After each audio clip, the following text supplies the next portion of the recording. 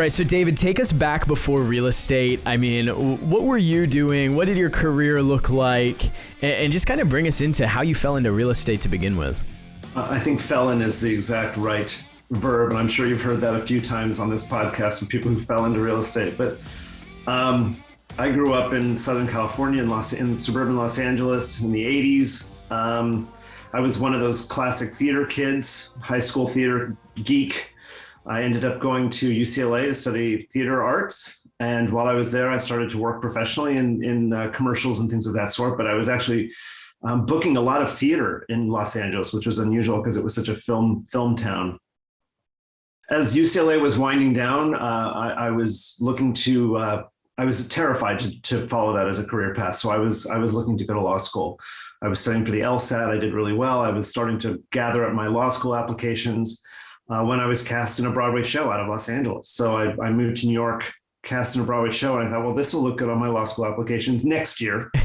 And did that show. And while I was in that show, I got cast in another Broadway show, and 10 years went by. So I had this 10-year career in theater that was really extraordinary. It was so much fun. I can't even say. I mean, I was really a working actor. I never had to wait a table, and I bought a studio apartment in the Upper West Side of New York on the peanuts I was being paid, but I was doing what I loved, and I was getting paid well enough to survive.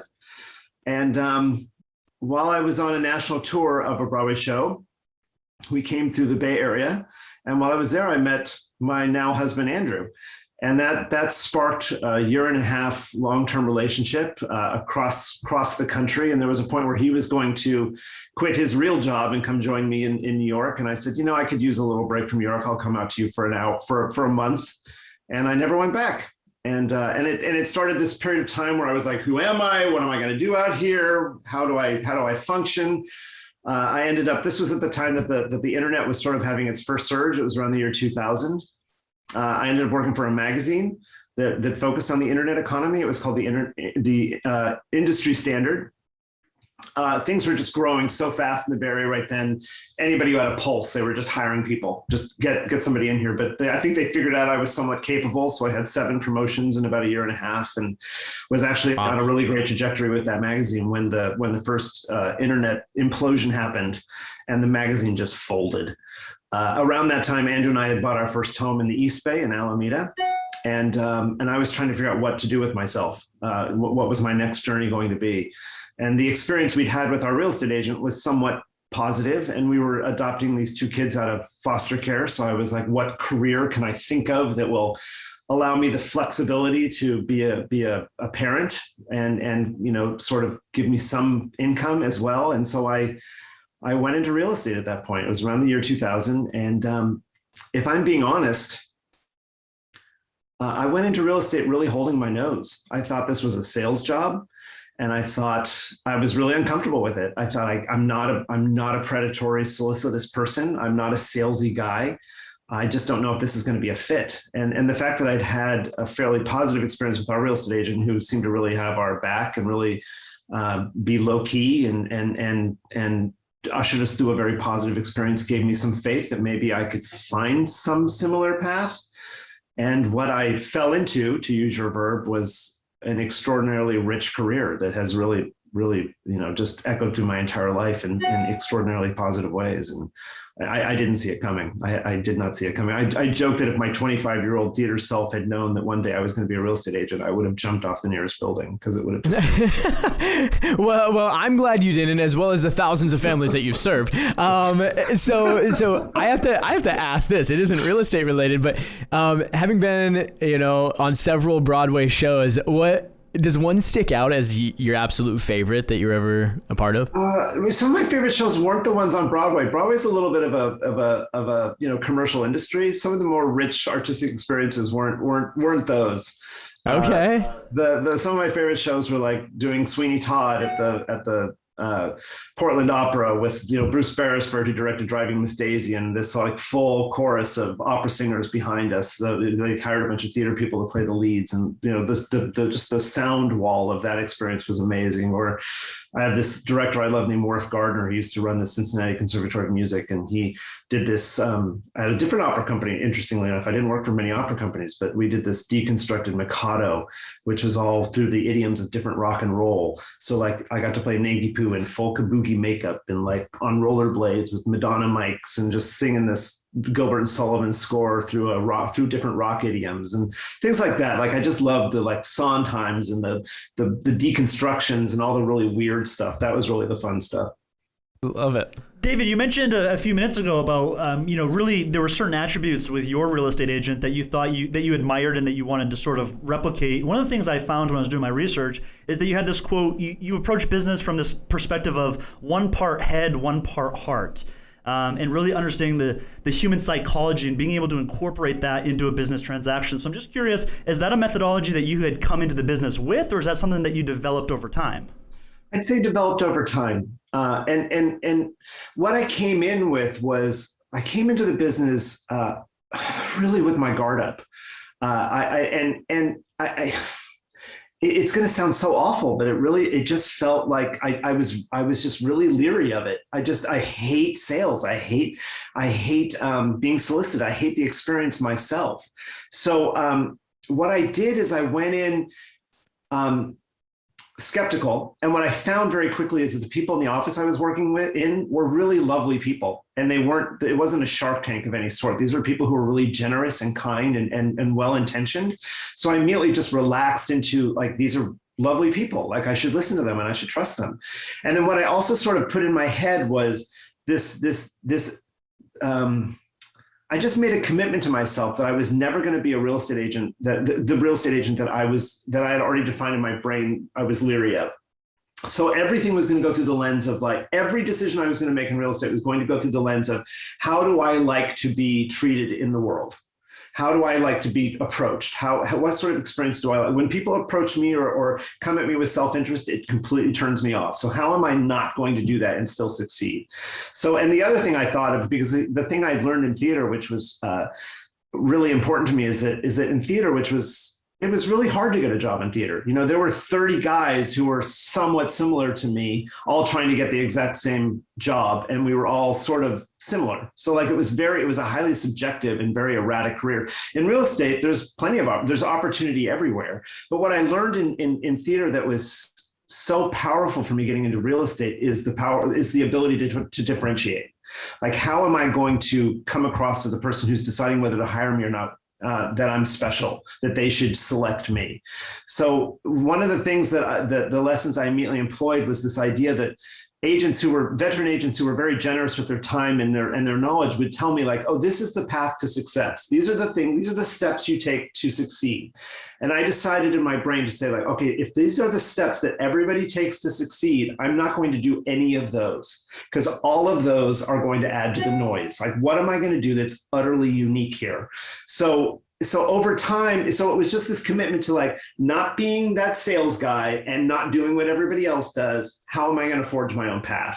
And that's the lane I tried to develop. And what the little the nuances, the aspects of what that was developed over time, if that makes any sense. That makes total sense. And I think, if we're going back into the year 2000, I think we'd probably all agree that now in 2021 or wherever you are listening to this, that the noise is even heavier. It's even louder. And so agents are asking that same question. How do I make myself utterly unique and cut through the noise? Since you've gone through that, David, and you've done it so well, do you have a couple pointers, a couple tips that maybe an agent out there seeking to do the same thing could employ to see the same type of success? Oh, it's such a hard thing to find for oneself, but I think it requires a lot of self reflection.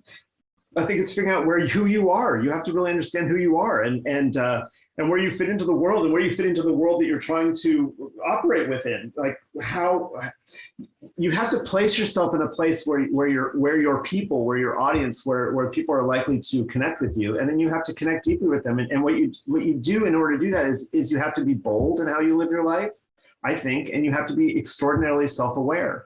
For me, one of the things that just to give you if this is helpful, things that were useful to me, is in the year 2000, I had already spent several years really fighting for gay rights in New York City. I was part of ACT UP, and I was very passionate about gay rights.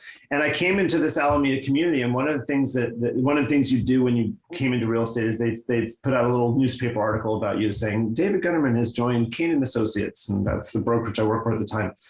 And somebody who was very well-intentioned said to me, don't be too out. This is a formal naval town, and there's a conservative vein in this. So, don't be too out. It will probably harm your career. So I made sure that when that article came out, it said in the first sentence, David came here with his husband, Andrew, and their children, because I was like, oh, okay, I'm going to do exactly the opposite of what you just told me. Because if I'm that guy who's willing to be fully myself, I'm going to attract people who like that. I want to attract people who are going to respect who I am as a human being and respect my courage to be fully whole. So what almost immediately became, and especially when Andrew joined me 2 years later, and this wasn't our intention, but what sort of organically developed was, oh, these are the two dads who are in real estate. Like, it was an immediate differentiation within our area because there weren't that many two-men families, or there were more two mom families, and then were two dad families. So the two dad family thing sort of stuck out. It just became a differentiator. So and even this woman joined our office not a couple of years ago, and she had come from LA. And it was a simple thing, is she was a big animal rights activist. She loved animal rights. And the brokers in LA had said, oh, that's political, that's controversial. Don't make that a vein of your marketing. And she said, what do you think of that? I was like, oh my God, absolutely make that a vein of your marketing. First of all, you're living in an area where animal rights activism is lauded. So I don't think there's anything at all controversial about it. And be passionate, be who you are, do what you love, speak loudly and boldly about it. That's a differentiator. You've got to live it. You've got to own it. You've got to work with it. So I think we all have these things. I mean, I don't know what, everybody's special and unique in some way. How can you turn up the temperature on that? I feel like this whole conversation goes back to something you said, David, a few minutes ago about how you processed all of your decisions through a certain set of filters, right? And I would suggest that those filters are sort of like our values, right? And something I talk to about a lot of agents is like, what are your personal values? What are your business values? And then you can more easily filter decisions through those values to make your decisions on the spot. And some of the things I saw on your website were creativity, strategy, and ethics. So would you consider those to be your team values? Oh, or how did those three words kind of come into play? I mean, that was the part about not being solicitous or anything, is immediately I moved into a philosophy which was a little bolder back in 2000 and not so bold now. But I was like, I'm not going to be a transactional agent. I'm just going to take good care of people. That's what's going to allow me to do this business, because otherwise there's self-interest in it. And my values were not of self-interest. My values were like, how do I take great care of people? And I suspected that in doing so, our reputation would rise. How could it not? But at the end of the day, I couldn't live with the idea of ever selling anybody on anything. And in fact, there was it goes back to that philosophy of differentiation again. There's something so thrilling about being a young agent in 2002 or whatever, and walking into a house and telling them all the things I don't like about the house. That talking them out of something, or saying, if you love this house, I'm totally fine with you loving this house. I just need to make sure you understand that it's got because these are things that concern me about it. And immediately the way that people relax and realize like, oh my gosh, this person isn't just trying to sell me a house. They're trying to really take care of me. And then they tell their friends, and it just all grows from there. And it's how I can live my life in a way that just feels whole. And one of the best examples of that was early on in my career. Somebody I'd sold a house to, a house I did not like, called me a few years later and said, oh, I need to sell my house. And I remember thinking, oh no, that house, I have to sell that house.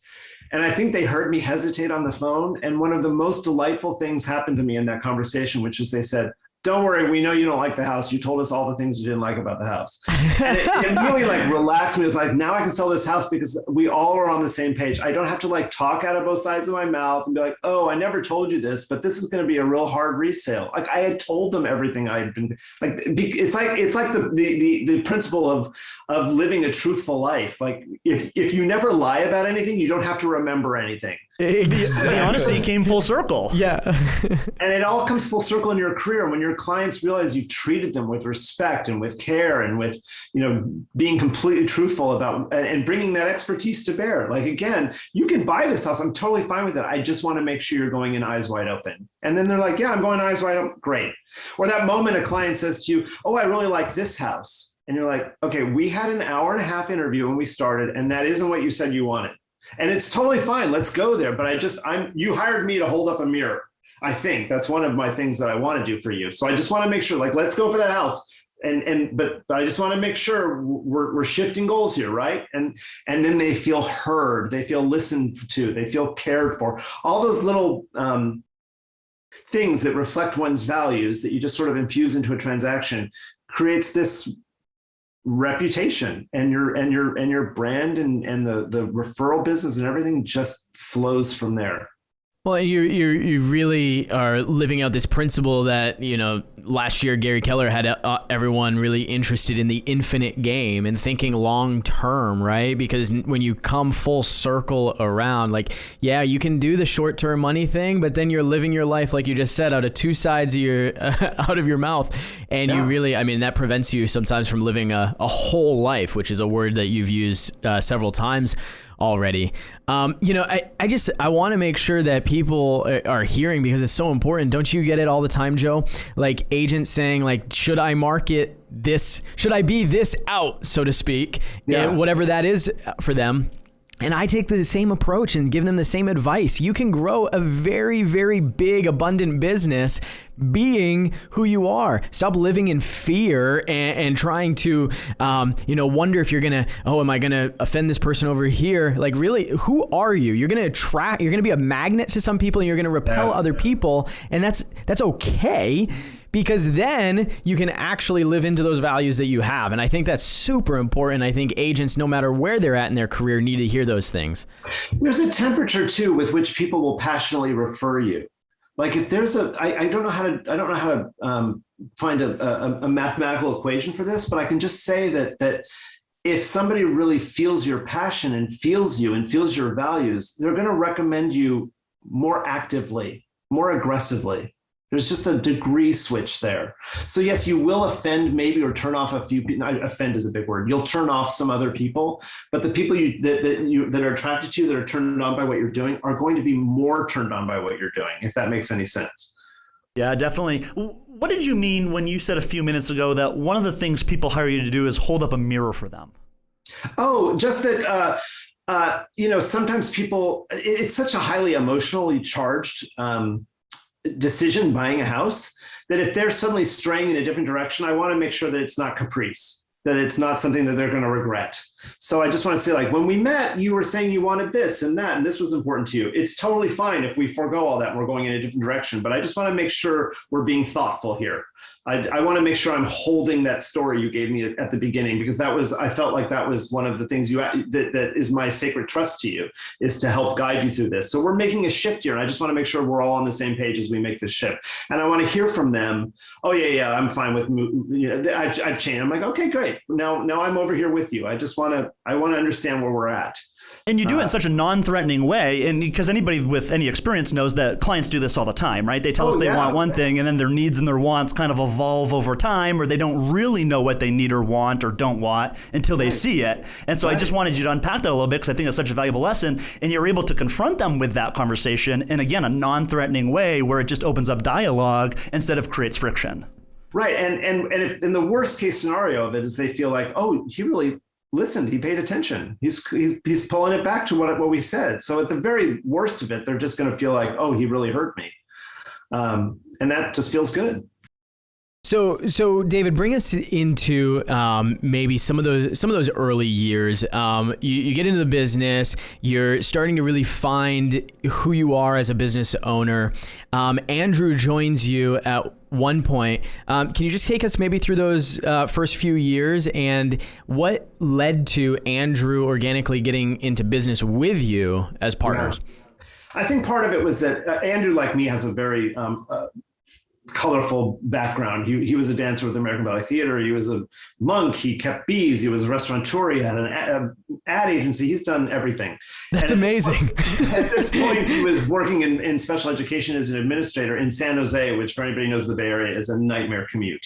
So he was just really commuting a lot. He was sort of I don't know if I guess I can say this, but he was sort of like the insurance adjuster who whispers to the person who's making a claim, like, if you want to get some money, you should say this. So he was doing a lot of helping families through a bureaucratic system, helping them sort of get the services and support they needed, which was not always in line with what the organization wanted him to do because he was costing them a lot of money.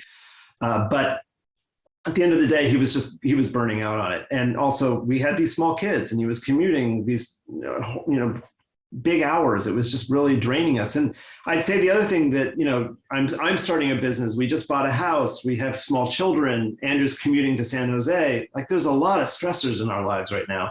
And one of the biggest stressors we had was that, as I was starting to grow my business, obviously the sort of boundaries were coming down. Clients were calling me at 9 o'clock at night and needing my attention all weekend. And he's stuck at home on his off days with these two children. And it was just, he was getting into this headspace of like, can't you control your clients? And we need some boundaries. And, there was friction. And one of the things that happened is he saw I was taking off financially and I was gaining traction. And it was a somewhat creative and interesting thing. And it was right around town. It didn't have a commute. So he was like, maybe I'll join you. And I had a pretty strong instinct that was going to work because we're very opposite people. We weren't going to have friction around whose strengths are rubbing up against whose weaknesses and all that good stuff. So it just felt right. And it allowed us to get on the same page as parents and as professionals. And it just took off like a rocket. It was so good for us on both a personal level and a professional level. I would love for you to expand a little bit on that kind of opposites idea in a partner, both as a life partner and a business partner, how as opposites you complement each other and how that actually left you feeling more confident that it was going to work. Yeah, Dave, we've been asked this a couple of times, like what makes a good partnership in real estate? Because I think we have a really solid one. And from my perspective, and I'm sure there are people who are examples of this not being true, but from my perspective, I think it would be difficult if we were very similar. I think, we know that we have to spin so many plates in real estate that if we're both trying to spin the same plates, I think that would just create friction.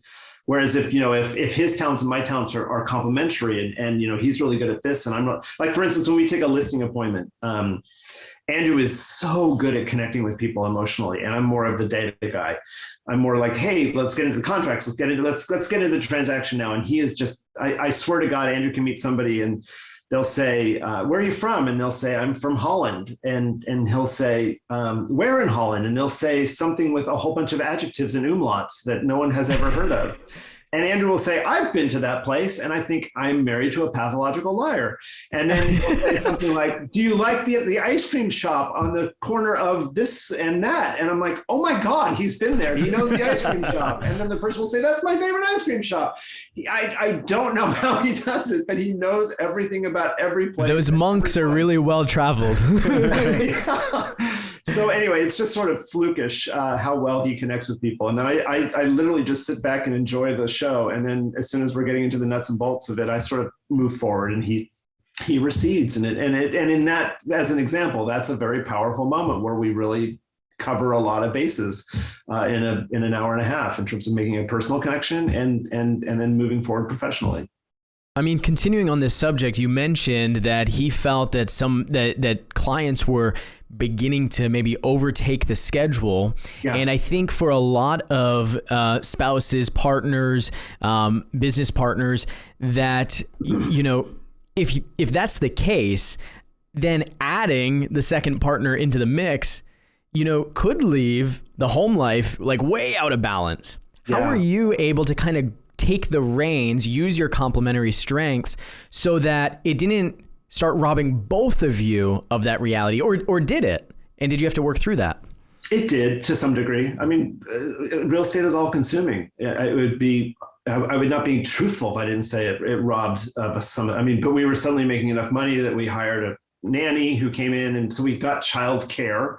But it did rob us of some of our time with our kids, which is hard, but that's just the realities of business. And the moments you just try to be extraordinarily present.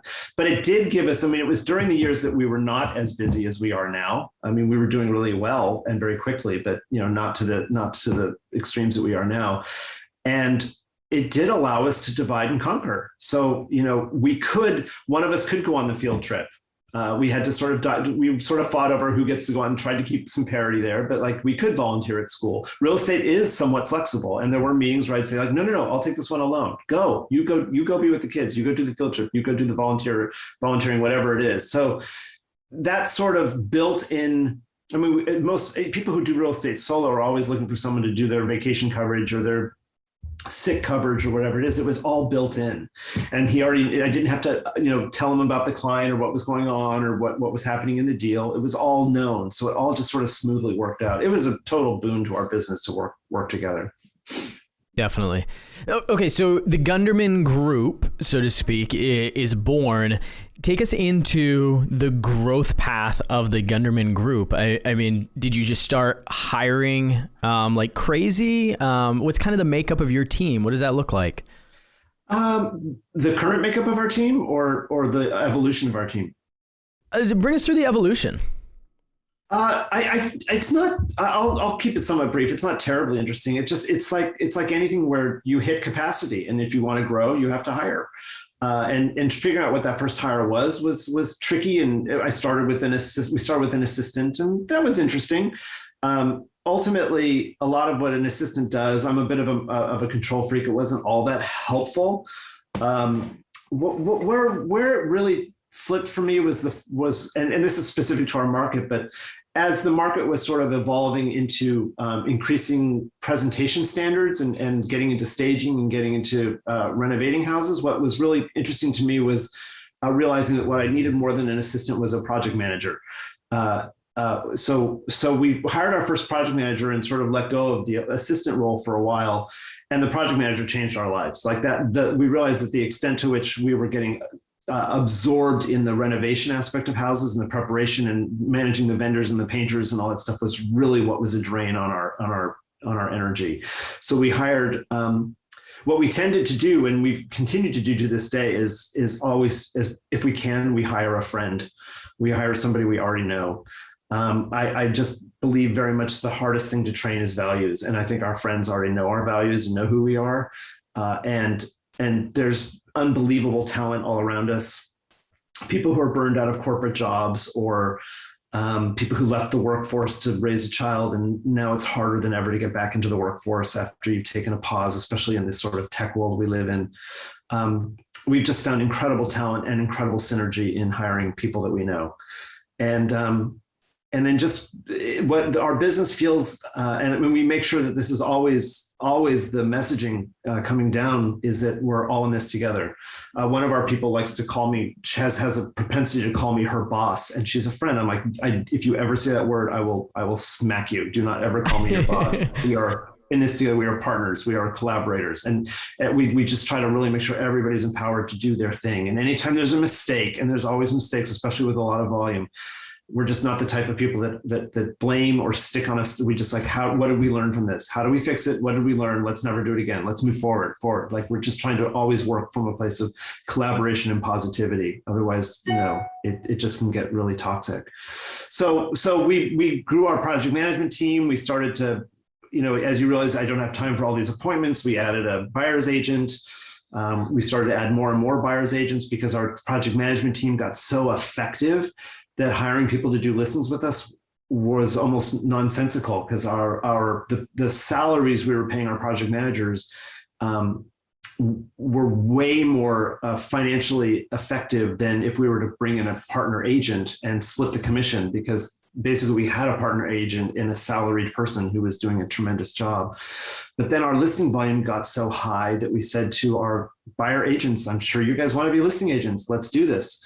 And we've every year made a commitment to like sharing more and more listings with them as the listing volume continues to grow. So now all of our agents are now listing agents and buyers agents, and they all work with the project management team. So now that's turned into more volume. I mean, just every time we hire people, every time we take the sort of leap of faith to hire somebody, it always monetizes.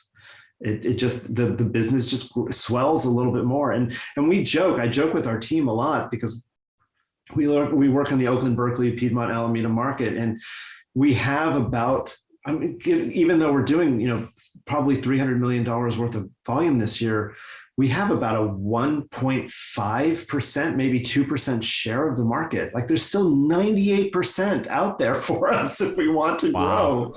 So, and we're easily the regional leaders of our area. But still there's just endless opportunity here. It's just like, so we're always telling people like, what do you want to do next? What do you want to do? How do you want to show up? What do you want to grow? Are you happy? Where do you want to be? So a lot of checking in with people right now too, and seeing what the future holds for everyone. I strayed. What was your question? Absolutely. No, you did answer it. And I want to actually go in a little bit more to this project management concept. So is a big MO of the Gunderman Group to, come in to the listing appointment and essentially say, how do we renovate and rearrange this for maximum dollar? And then you unleash the project management team. I mean, is that what you're known for? Could you just take us into that? Because that's a pretty niche, business. It is. It's becoming increasingly common here. It's given us a massive a market edge. It's been tremendous for us. But we also actually started the beginning of this year our own staging company. So because we wanted to control that aspect of it too, and that doesn't make money. It's pretty much a break even, but it allows us to control the calendar of a tremendously creative group of people who were working for someone else. But we said, hey, would you work for us? Because they were not particularly happy where they were. And we paid them a little bit more and gave them creative freedom. And now they're happy. And now we control, all of their design aesthetic and everything, which is fantastic. But yes, our market is one where it is very clear, and we see it time and time again. I have clients all the time who say, I want to sell my house as is, or I inherited this house. I don't want to lift a finger. Can you just sell it? And I say to them, I am thrilled to sell your house as is. I would love to it makes my life so much easier. Like, let's sell your house. Let's throw a sign up there and sell it.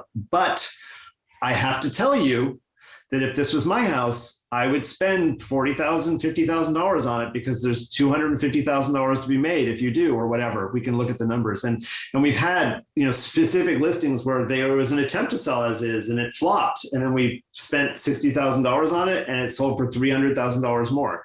And I can give them all these stories, all these narratives, and I can show them, like I can run a comparative market analysis based on the as-is sales, and they're selling for an average price point of this.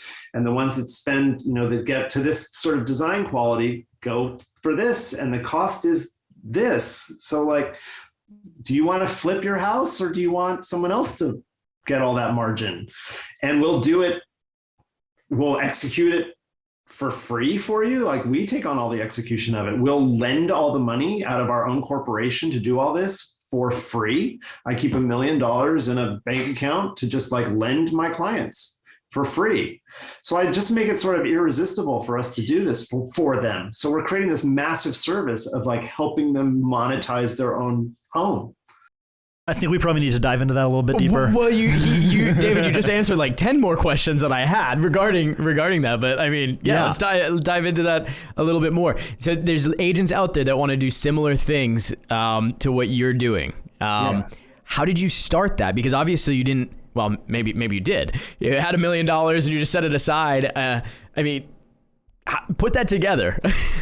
Well, it's slow. I mean, it started with me collecting things in my garage and running around in my Saturn, putting art on the walls. So that's where it starts.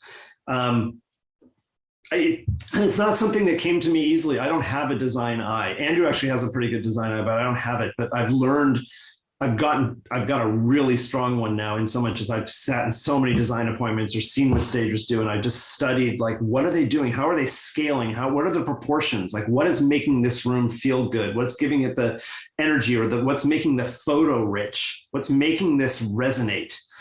So that's been a slow build, but I think it's just something there's a lot of answers to your question, but, what it evolved out of was probably 8 years ago. And obviously since then, some major brokerages, including Keller Williams, have tried to systematize this, but it was born out of sitting in a room with a client and saying, if you spend $10,000 on staging, you're going to make $30,000 or $40,000 more dollars. And them saying, I don't have $10,000 to do this. And my sort of sadness that I couldn't help them help themselves. And so it was born out of like, well, what if I lend you the money and you pay me out of escrow? And they said, would you do that? And I said, yeah, I will do that in this case. And then doing it again and doing it again. And in fact, what's helped us build that reserve of now $1 million that we can lend people is just over time. It's just the volume is increased, our salary is increased, our ability to save is increased. So it's just one foot in front of the other of putting an intention out there and putting your values out there and then letting it build on itself. What kind of caution would you give to anybody who's hearing this and thinking about taking it on? Because obviously if you're making these recommendations, then you have to be fairly certain that the house will in fact sell for more money, and that if it doesn't, you're the one that's now giving out this interest-free loan on an anticipated return. So I'm just wondering, I mean, have there been any difficulties with that in the past, or what caution would you air to anybody listening considering doing something similar? Well, you have to know your market and you have to know what's going on, and you also have to be. One of the things that I suggest people do more than anything on our team is you can't get boxed into a narrative. You can never make any promises, and it's really hard for people to understand. When I tell them, like, I may have been bombastic in this interview, but when I say, like, you'll probably get $40,000 or $50,000 on a $10,000, I also disclaim that I can't make you any promises. This is what it's been so far. The market turns on a dime. I'm always preparing them for the worst case scenario. I'm never boxing myself into a narrative, because one thing after doing this for 20 plus years is things turn on a dime. Weird things happen. Things happen geopolitically, and suddenly the market tanks. It's all risky. So we're not saying it's a guarantee. We're always articulating the risk of it. So far, nothing has burned me, knock on wood. We've probably lent, I don't even know how many millions of dollars have churned through our bank accounts now at this point. But so far, no one has never not paid me back. We have created an addendum to the contract saying that they will pay us back. And if they don't by a certain date or a certain time, or if they fire us or the listing expires or it doesn't sell, it converts into a hard money loan at a very high interest rate. So they're incentivized to pay us back. So far, so good. Yeah, that's awesome. What I'm hearing you say is, you're finding creative solutions, which is, creativity is a value, and it was born out of the opposite of self-interest. And so even in this piece of the conversation, I love how, like, who you are, David, is just intersecting with how you go about doing your business. Creativity is so apparent in, I see your videos on listings, and it is just such a high quality to everything that you do. I wanted to just bring up, you're in a market, you're in California, which, there's a lot of real estate jokes about California. You're in the you're in the East Bay. You're selling a pretty high price point product. What have you learned about, handling, let's call them luxury clients or high net worth individuals? What have you learned throughout the years about dealing with your particular clientele? Ooh, there's so many lessons. I don't know which one to bring forward. So you're talking specifically about the high net worth individual. I would say that the biggest lesson I've learned about the high net worth individual, which may be obvious, I'm sorry if it is, but I think I learned this through, it was just instinctual, but I tell this anecdote from time to time, but it was one that was really key to me, is we put our kids in a private school. which was no small financial investment. And we did it because we were struggling with the public schools and how they were handling the sort of topic of gay families. And so we were like, we need to be in an insulated bubble. I want our kids' self-esteem to really grow here. We're going to find the money and put our kids to these private schools that are much more progressive in their thinking. And, of course, the private school is filled with people of means who may or may not have real estate needs.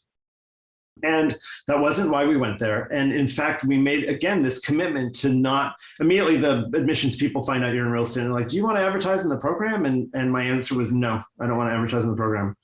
And they were like, well, why? And I said, because I don't want my kids to have the parents that are trying to like make money off of the other. And like, that all just is layered in ways I don't feel comfortable with. I'm here to be a parent. I'm not here to be a realtor. And I'd love to be a realtor, but I need to be a parent first. And I don't want the two to commingle.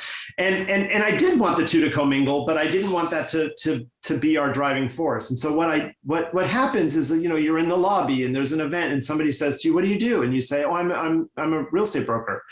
And immediately they're going to either be like, I'm changing the subject because I don't want to have this conversation with a real estate broker, or they'll say, how's the market?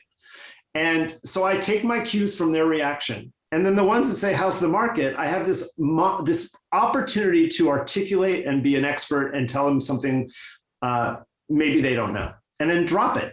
And then see if they ask another question. If they don't, leave them alone. But eventually, through these conversations, somebody says, I'm going to sell my house. Maybe I should talk to you.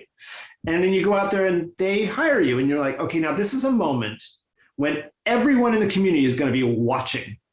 So like, we need to kill this moment because we want this person who's now taken a risk on us within our own community to have nothing but extraordinary things to say about us. So you bring it, and then that person leads to 2, to 4, to 8. Suddenly I'm on the board of directors at the school. I'm transacting within this community like mad, but I did it without being solicitous, but just by being really good at what we do and letting it just grow organically. So I just think I forgot what the original question was. I'm so sorry. No, you're going in a great direction. And again, it's true to who you are, and being true to who you are led to massive growth and opportunities. When the window was opened, or the door was open, you stepped through it. So I love that. I kind of want. Did you have any more questions on that, Joe? I did just have one quick follow-up question, David. You mentioned really bringing it to the clients, and I'm just curious, are there any tips or tricks or little golden nuggets you'd be willing to share about what you do specifically with your clients to give them just an exceptional experience working through you through the transaction?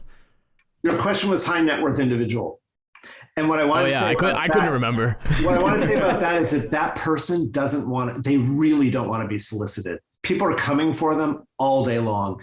And what they want from an agent more than anything is a sense of, what I want from them, what's most effective, sorry, I'm plugging in my computer, is that they have a sense that we are the same, that there's no power struggle between us. They sort of want to transact with people who are, the ones I want to work with at least, are not looking for some sort of power structure. There's something that's really awesome about being a peer to those people that allows there to be a mutual self-respect that makes the transaction work a lot better. So I don't want to be overly deferential, and I don't want to be solicitous to the high net worth individual.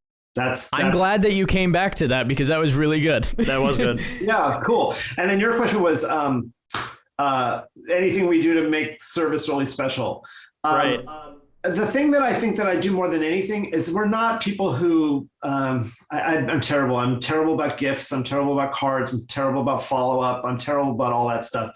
What I try to be extraordinary at is the transaction and ushering them through it and really valuing their emotional and financial well-being throughout it. So one of the things we've done is we've created all these guides throughout the process. And I think a lot of agents have guides and little things that they send out saying, this is what's going to happen next. But ours have a lot of carefully constructed, carefully thought out, and this may be a California thing, I don't know, but it talks a lot about the emotion of the experience. So we're sort of validating their emotion as it goes along. Like, this is about to happen and you might feel this way, or you might feel that way. Either feeling is completely valid, and let us know if this is triggering in any way. So we're we're sort of we add a layer of just taking care of their emotions to the whole thing. And I think some people probably, there may be an eye roll here or there, but I think a lot of people, we get a lot of feedback saying, oh my God, I did feel that. And I'm so amazed that you told me that was happening. Or I remember, again, this is a lot of empathy in our business, but I remember being like 8 or so years old, and my best friends lived across the street. And I came home one day and their real estate sign was up on their house. And I remember that feeling of devastation that my best friends were moving. And I found out because the sign went up in front of their house. So I've actually used that a lot in my life, where I've said to people, hey, on Thursday, the sign is going up. Have you talked to your kids about that? And have you talked to them about, and sometimes people are like, oh, I didn't think about that. Or it may even have an effect on you. Like seeing the sign in front of your house, it's suddenly a product. It can really have an impact. So I want you to know this is coming in case you want to think about that in any way. And even if it's meaningless, then I think they just feel like, thanks for that extra layer of thoughtfulness. I mean, we all know that buying and selling residential real estate is emotional. And even in you using that example of the sign going up and, the devastation as a best friend, I mean, that's super powerful. I got a little chill up my spine when you said that. And so to craft your guides in such a way that, validates and like prepares and sets expectations, I mean, I think there's a lot of gold there that agents should at least try, and if they're not going to craft their guides around that, they should at least think about how does emotion appear throughout the guides that they use. I know we're already going long. I could continue this for a half hour. I want to turn kind of maybe into left field a little bit, but as a foster parent myself, your journey, and you've referenced adopting out of foster care, in real estate. I mean, you've obviously gone through some things that are, a lot of people would consider amazing, trial, things like that. Tell me about, I mean, I don't know if you're okay with it.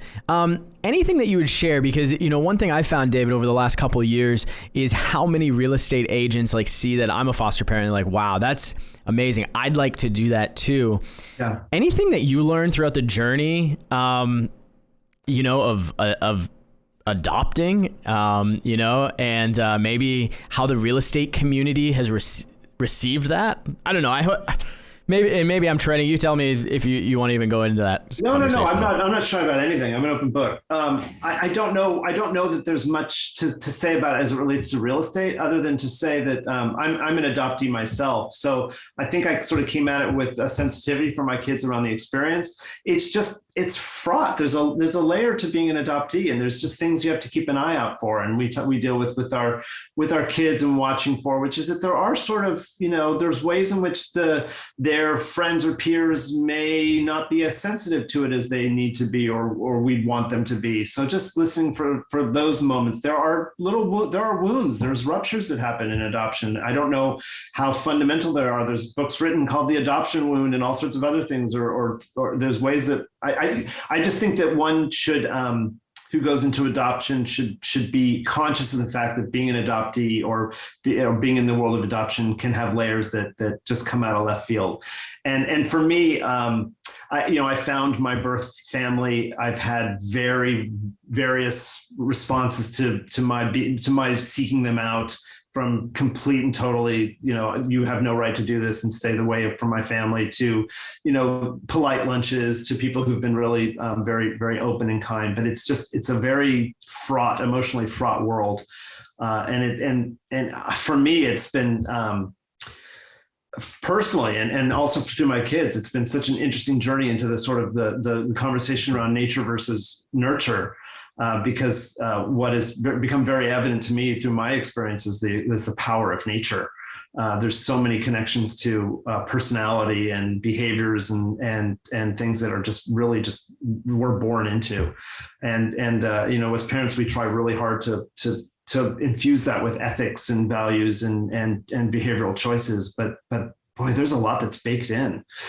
Well, I see so much and hear so much as you've talked us through your own journey of just the importance of the psychology, whether we're talking about real estate or personal life partnership, and as Joe and I continue on our own journeys of self-mastery, just diving into psychology and what that means, nature versus nurture, all of these conversations are so important because we are whole people, to use your words. And if we get our minds wrapped around that, I think we go further in business and life in a fulfilling way. And so thank you. I know that was kind of, a left-hand turn there really abruptly. But definitely when we hold our foster care gala out here, you're going to come in and be a keynote for us. So just slide that in. Thank you in advance. So David, I want to transition us into the last segment of our show, which is 3, 2, 1 action. It's the same 3 questions that we ask every single guest. Okay. Are you ready? I'm ready. All right, intrigued. Joe? Question number 1, who is the one person who has had the most impactful influence on your business? Andrew. Easy. Beyond him, I'm giving you 3. Jerry Nussbaum, who was the agent who sold us our house, who was our original broker, who was awesome. He was a sweet man who really taught me so much, and his mentor, Marie Kane.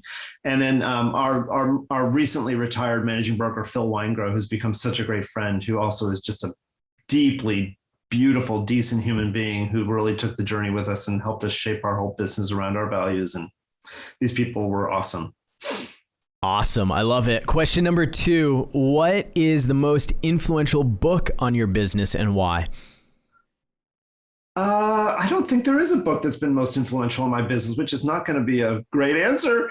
And there's plenty of books surrounding us within our Keller Williams orbit, but no, I don't think there is a book that's really influenced my business. It's all been very sort of organically formed. Maybe it was, I think the book that maybe had some resonance for me was The Tipping Point. I think that one really landed. By Gladwell? Yeah, but the Gladwell book about like how there were going to be these moments when things, and I think that's the concepts in that book around, there are people within the community who have a mouthpiece that then are more, sort of layering your database around who's more likely to be speak more loudly and proudly about their experiences with you, and making sure that those people are sort of VIPs in your database is something that Gladwell helped me shape, I guess.